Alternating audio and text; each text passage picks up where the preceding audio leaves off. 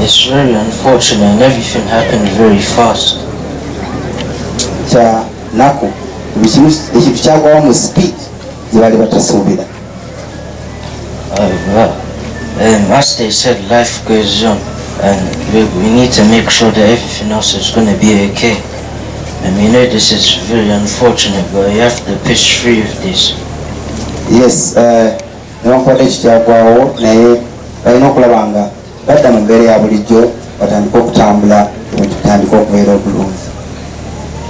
And I also want to thank the Peter Bagembe and Kebelangu and all the aunties and everyone that came immediately to support us at the hotel when they found out this news. And my dad was gone.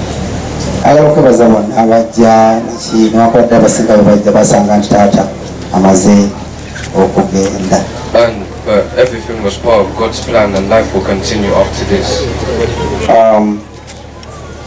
Ekyagwawo kyaguddewo naye obulamu bulina okutambula mu maaso nga kino kiwuliddewo balina okugenda mu maaso.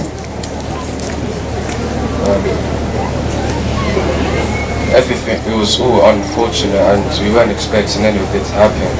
And I want to thank Mr. Kinsey who sent everyone to look at the body immediately.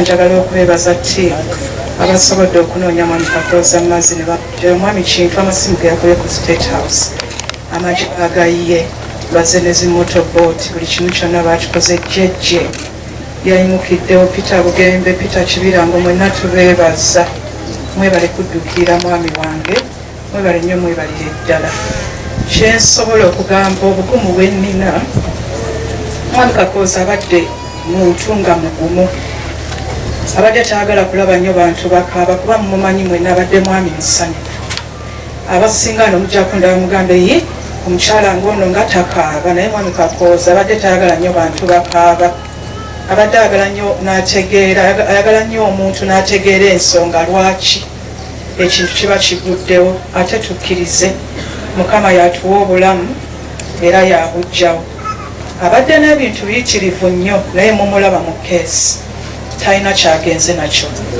n'olwekyo mbadde mbaga buli omu yenna alina ekintu ewaka ng'osobola okuyamba neibawo kimuwe